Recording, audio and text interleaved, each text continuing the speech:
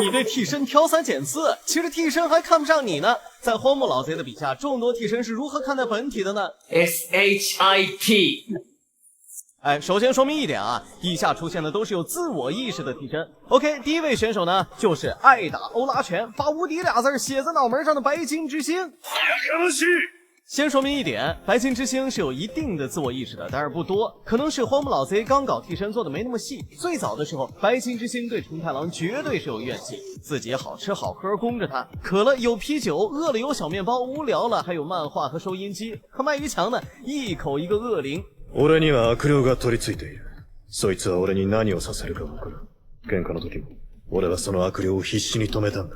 白金之星当时的表情应该是这样的，承太郎甚至还用枪打爆自己的脑袋，白金之星当场吓得射程只有2米了。至于世界，那也没好到哪儿去，要用霰弹枪打自己后背，无奈世界才觉醒出尸停这个技能。这里还有一个细节，在死神13的梦里，白金之星打承太郎可别提多开心了，让你叫我恶灵啊！不过到后期俩人的关系那是非常好了，而到了不灭钻石，就有了真正意义上有自主意识的替身了。比如回音3这位素质替身，纯是让本体逼得没招了。谁家好人天天喊自己替身死了，所以刚登场时就给康一来了一个下马威。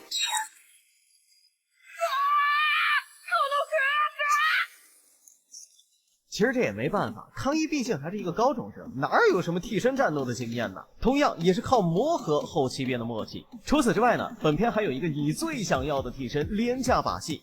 人に背中を見せればね、僕離れてそっちへ行く、見せるだけ。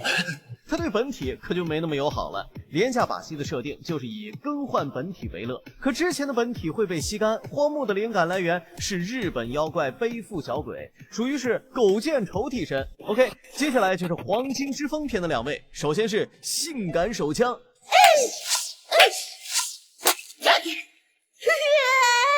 这个替身是很喜欢本体的，因为他们的关系呢，并不是那种下级对上级的服从，而是自愿工作。毕竟有个天天投喂自己还给自己起名字的主人，那当然是要卖力干活了。ほらみんな、お弁当だぞ。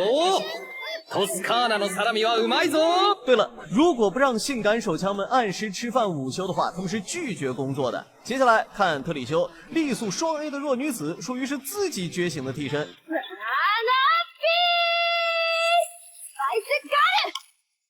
作为少数有自我意识的替身，辣妹对特里修的态度应该是像个知心大姐姐，手把手教她怎么战斗。没办法呀，本体无了，替身也就凉了。不过也是在跟布加拉提小队的战斗中，特里修渐渐觉醒，从一个惹人厌的傲娇公主变成了温柔待人的小队伙伴。而到了石之海之中，必须得先聊一下白蛇。白蛇虽然是神父的替身，但常常觉得对方的指令很无聊，可因为是本体又不得不乖乖执行，所以白蛇对神父的好感度并不高。比如荒木老师在设计白蛇外形的时候就有科技感，这与普奇的神学是相悖的。除此之外，还有一个龙之泪，那个能判断吉位和凶位的替身，但他似乎对本体漠不关心。